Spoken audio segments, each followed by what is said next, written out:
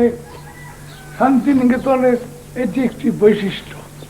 এই অপূর্ব দৃশ্য চারিদিকে, এদিকে সাঁওতাল পল্লী, অদ্ভুত সাঁওতাল পল্লী, ডান দিকে, হ্যাঁ এইদিকে সাঁওতাল পল্লী, এই যে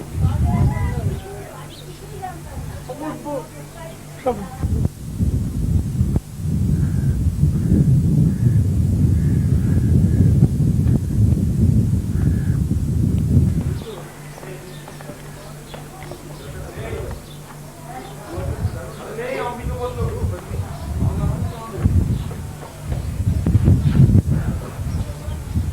এই স্থান আমার অত্যন্ত প্রিয় স্থান। শান্তিনিকেতন আমার অত্যন্ত প্রিয় স্থান। শান্তিনিকেতনের দেবতা হচ্ছেন রবীন্দ্রনাথ। শান্তিনিকেতনের দেবতা রবীন্দ্রনাথ। আমি এই জন্য এই স্থানে থাকতে ভালোবাসি।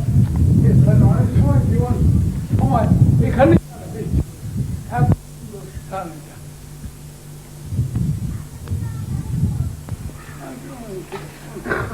এর মধ্যে দুটো খবর, এখানে ফুল ছেঁড়া হয় না। এই আশ্রমে কখনো কোনো ফুল গাছ নষ্ট করা হয় না।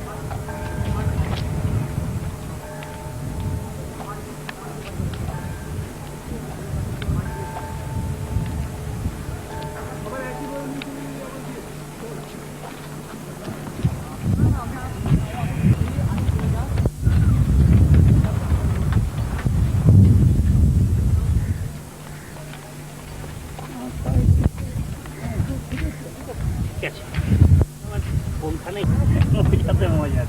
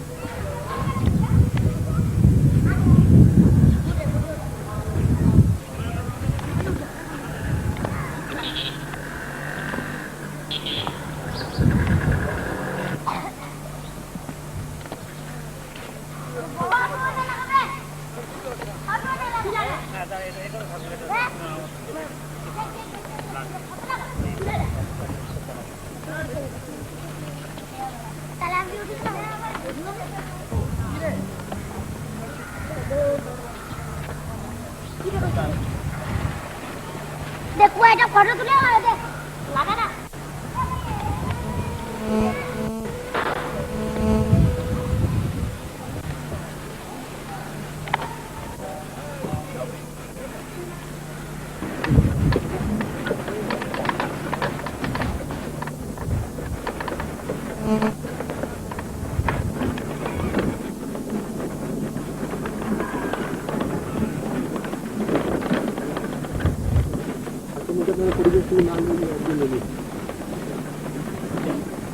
এবং অনেকে আমাকে যারা দেখতে পায়, অনেকে অনেক সময় নেই হয়তো দেখে আমাকে, আমি বিশ্বাস করি যে কোনো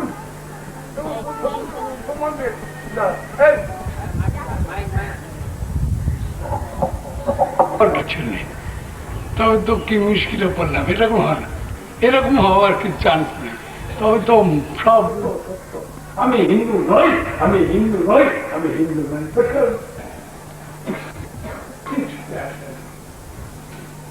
আমি গীতার পথের প্রতি অনেক সময় বলি, এটা সুবিধের দিকে গীতা এমন একটা গ্রন্থ, সব কথাই বলেছেন, কবির কথা বলেছেন, একবারে সব কথা বলছেন, তিনি আত্মা বলতে পারেন।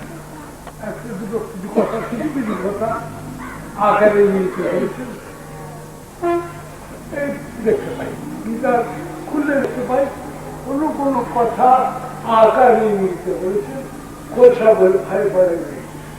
ইচ্ছায় তখনকার দিনে দরকার পড়ি তা গীতার যিনি বক্তা, এ ভদ্রকের উপর আমার খুব বিশ্বাস আছে, আপনাদের বিশ্বাস থাকবে চাই। কথা বলছি, গীতার যিনি বক্তা, গীতার যিনি গীতা বলেছিলেন, যার মুখ দিয়ে বেরিয়েছিল সর্বধর্মান পরিত্যাজ্য মামেকং শরণং ব্রজ অহং ত্বাং সর্বপাপেভ্যো মোক্ষয়িষ্যামি মা শুচি। সব ধর্ম ত্যাগ করে আমার কাছে গীতার মুখ দিয়ে গীতা বেরিয়েছিল, তিনি বলছেন, শোনো তার কথা, সর্বধর্মান পরিত্যাজ্য, সব ধর্ম ত্যাগ করে, একদম ত্যাগ নিঃশেষে ত্যাগ করে পা দিয়ে লাথি মেরে ফেলে দাও। খবর থাকে যদি ইচ্ছে করো পা দিয়ে লাথি মেরে ফেলে দাও। সব ধর্ম অধর্ম নয়, ধর্ম অধর্ম নয়, ধর্ম পা দিয়ে পরিত্যাজ্য মামেকং শরণং ব্রজ। আমি রক্ষা করবো এই বলছি। তারপর যা মোক্ষয়িষ্যা মা শুচি, সব করিবে না। যার বিশ্বাস হয় এসো, যার বিশ্বাস হয় না চলে যাও, কেটে আসতে পারো। যদি বিশ্বাস না হয় চলে যাও, কেটে পড়ো, কেটে পড়ো। আমি এখানে এক পাশে দাঁড়িয়ে সেই যে বক্তা শ্রীকৃষ্ণ, শ্রীকৃষ্ণ তিনি আমার প্রাণের, মনের, প্রাণের, বুদ্ধির মধ্যে, মনের মধ্যে, প্রাণের মধ্যে, অন্তরের মধ্যে, জীবনের মধ্যে, বেঁচে থাকার মধ্যে তিনি বসে আছে চুপ করে, বাঁশি বাজাচ্ছেন, বাঁশি বাজিয়ে থাকেন তিনি। বাঁশি কেউ কেউ শুনতে পায়, অনেক লোক শুনতে পায় না, বাজছে কিন্তু তবু শুনতে পায় না। সেই কথাই বলছি, কি বলবো। তার নাম কতই যে তার নাম, যে নামেতে ডাকুক না যে একজন যে চির চপল নিত্য শানিত পূর্ণ প্রয়োজন। তরঙ্গেতে তরঙ্গেতে মিঠা সময় কাটিও না গো, প্রাণটা ভরে তারে ডাকো, মিঠা সময় কাটিও না। তার নাম কতই যে তার নাম, ওরে ভাই কতই যে তার নাম।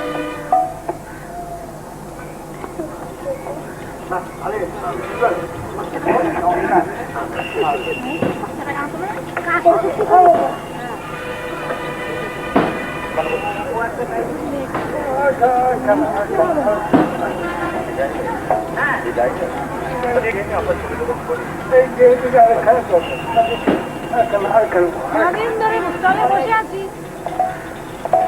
আমাদেরকে মনে দিচ্ছেন।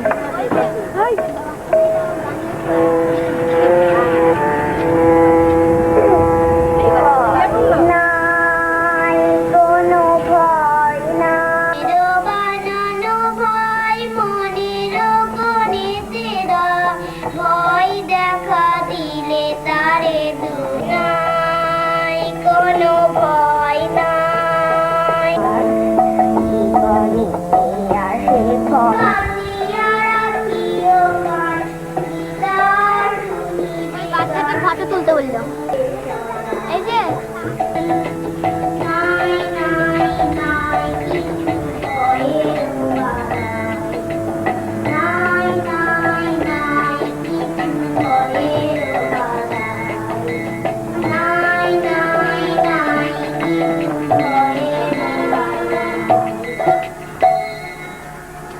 সঙ্গীত শিল্পী সুরগঞ্জ বাঁকুড়ায় রচিত ঠাকুরের সম্বন্ধে একটি গান।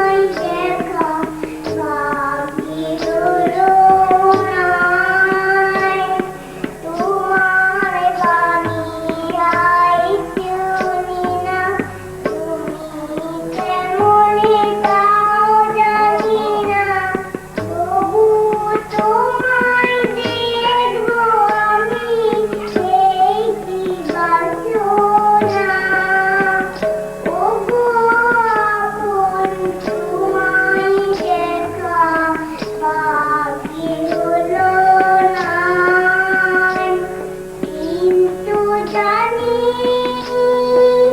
কিন্তু জানি তুমি আমার বড় আপনা ওগো আপনি তোমায় দেখা বাকি হলো না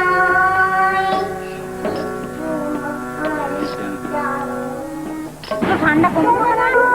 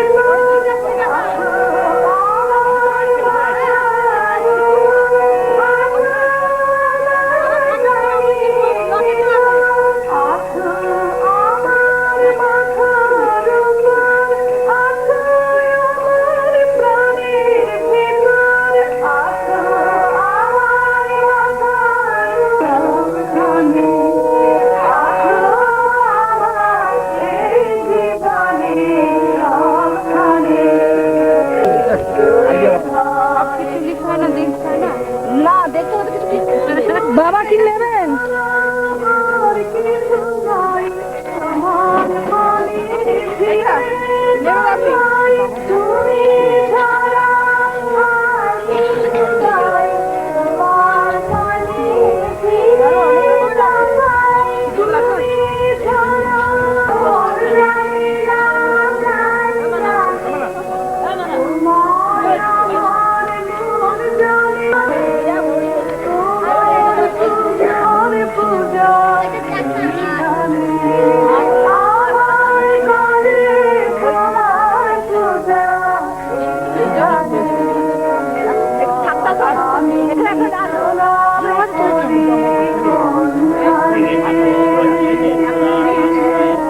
বেঁচে থাকো তার কাছে চিনি চেয়ে থাকো তার পানে একান্ত অন্তরে থাক তার দ্বারে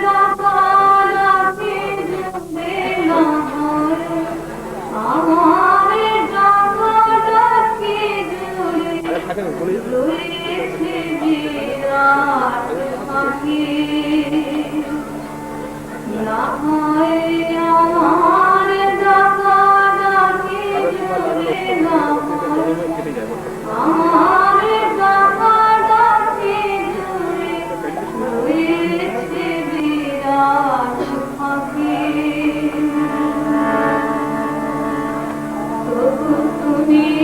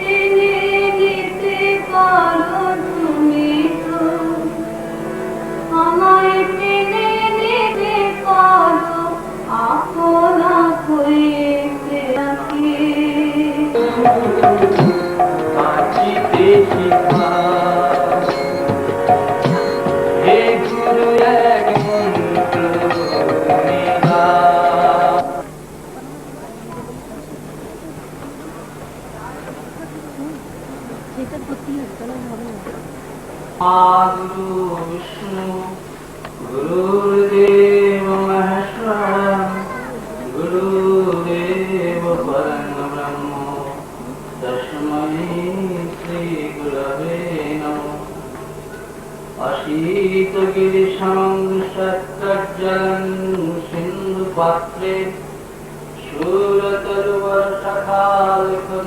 पत्रमुदिवे लिखति यदि गृहीत्वा शारदशर्वकालं तदपि तव गुणनामीश पारं याति। भगवान प्रसंगे भक्त सब समय बोलें यदि हिमालय प्रमाण काली महासमुद्रे समुचित থাকে, যদি কল্পতরুর শাখা নিয়ে স্বয়ং সরস্বতী ঈশ্বর মহিমা সেই কালিতে লিখতে শুরু করেন, তবু ঈশ্বরের মহিমা বলে শেষ করা যায় না। এই অভয়জি প্রসঙ্গে প্রথম কথা এই যে তিনি বর্তমান ভারতবর্ষের অধ্যাত্ম চেতনার জগতে যে সুনির্মল আত্মপ্রকাশে সীমান্তপল্লী স্থিত ভবন আলোকিত করে বোলপুরের লোক সমাজে বর্তমান, সেই সমাজে আমরা ভাগ্যবান নরনারী। 1967 সালের কথা, তখন ব্লকগুলি থেকে বিভিন্ন সঙ্গীত গায়ক স্থানীয় উচ্চ বিদ্যালয়গুলিতে গিয়ে বিভিন্ন রকম গান শেখা অভিরাম দাস তিনি আমাদের উচ্চ বিদ্যালয়ে গান শেখাতে গিয়েছিলেন। তার কণ্ঠে প্রথম একটি গান শুনি, পড়ে তোর পায়ের কাছে আপনাকে ভুলতে এসেছি। গান শুনে মুগ্ধ হয়েছিলাম। গানের কথা, আত্মনিবেদনের ভঙ্গি আমাকে খুব মুগ্ধ করেছিল। তাকে শুনিয়েছিলাম এই গান কার লেখা, তার কাছেই শুনেছিলাম যে সঙ্গীতের রচয়িতা অভয়জি। আমরা তখন ব্রতচারী করি, প্রতি বালক আন্দোলনেরও ঢেউ তখন ঠাকুরনগরকে কেন্দ্র করে গড়ে উঠেছে। আমরা ভাবলাম উনি লালাজি এরকম কোন সঙ্গীতজ্ঞের মতোই বোধ হয়। পরে বছর চারেক আগে সীমান্তপুরের একটি মেয়ে বিশ্বভারতী ছাত্রী স্বর্ণা চক্রবর্তী, সে আমাদের উচ্চ বিদ্যালয়ে কাজ করতে গেলে তার কাছে শুনলাম সীমান্তপল্লীতে অভয়জি এসছে। আমি অত্যন্ত উদ্গ্রীব হয়ে তার সঙ্গে দেখা করেছিলাম এক সন্ধ্যায়। তিনি পারিষদ সঙ্গে ভক্ত সঙ্গে তখন মধুর আলাপনের অত চারিদিকে উঠছে সুন্দর গানের সমুদ্র প্রতিধ্বনি।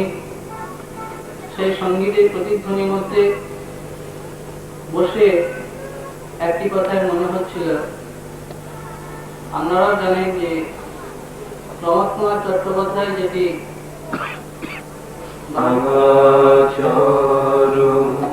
আজ প্রভাতে বুকের মাঝে করুণ গরম তোমার দুঃখে রাঙা চরণ, আজ প্রভাতে বুকের মাঝে করুণ গরম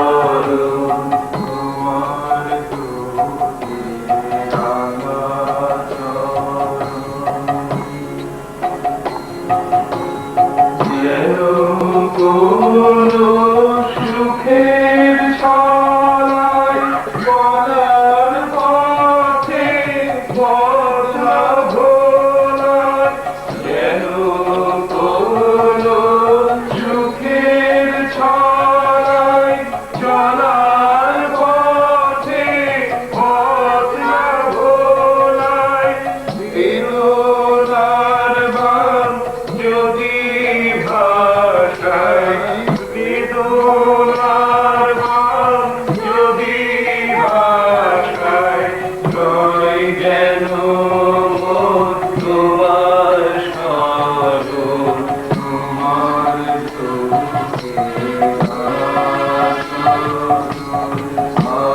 তোমারে বুকের মাঝে পূর্ণ বরণ, পূর্ণ বরণ, তোমার চোখে আমার চরণ, আর তোমারে বুকের মাঝে পূর্ণ বরণ, পূর্ণ বরণ। আসে করুণ রাশি শিবে যদি যাই গো আমার সকল আশা সকল বাকি, যদি আসে করুণ রাশি শিবে যদি যাই গো আমার সকল আশা সকল বাকি, সে নিশা যতই কালো, সে নিশা যতই কালো, ঝেরি গেল ওই পায়ের আলো, সে নিশা যতই কালো, সে নিশা যতই কালো, এই ভোরে তোমার চরণ ধোয়াই ভোরে রয় গেল মোর জীবন মরণ, তোমার দুটি রাঙা চরণ আজ প্রভাতে বুকের মাঝে পূর্ণ বরণ, পূর্ণ বরণ, তোমার দুটি রাঙা চরণ। ওই পায়ের আলো কি সংস্পর্শে যেই এসেছে, জীবনে তার এক আশ্চর্য পরিবর্তন এসেছে। তাই এই মানুষটির ঐশ্বর্যের উৎস জানতে আমরা উৎসুক আগ্রহে অপেক্ষা করেছি। তিনি মনির ধ্বনির চাবিখানি সকলকে দিয়েছেন, জানিয়েছেন তার মন্ত্রগুরুর কথা, তার পরম গুরুর নানা অলৌকিক ঘটনা। তার ফলে আমরা নিজেদের ধন্য মনে করি। তাই আজ শুভক্ষণে আমরা আমাদের পরম গুরু শ্রী শ্রী সিদ্ধিমাতার চরণে জানাই প্রণতি। সেই সিদ্ধিমাতা সম্বন্ধে ঠাকুর একখানি গান লিখেছেন।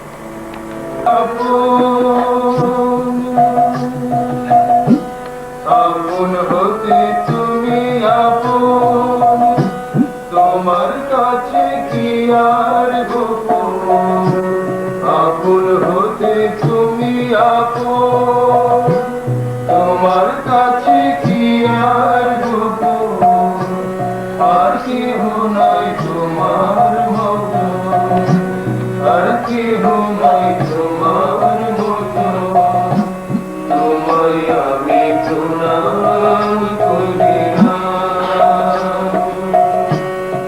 তোমায় আমি প্রণাম করিলাম,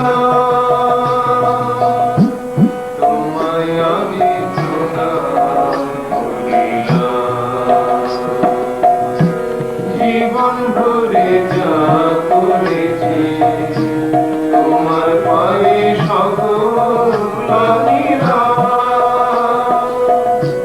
তুমি আমার আপন জনা, তোমার কাছে লাগিয়া রইলাম।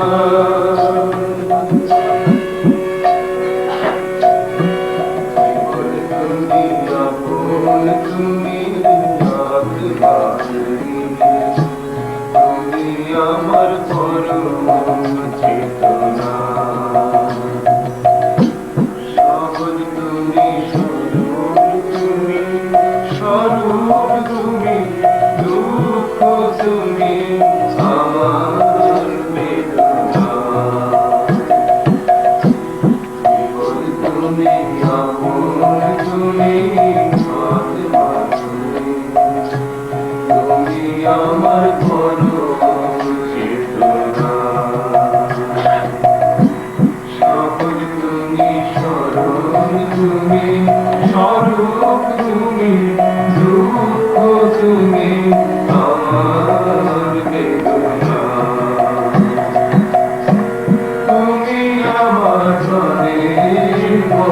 বন্ধু তুমি আমার পরম আনন্দ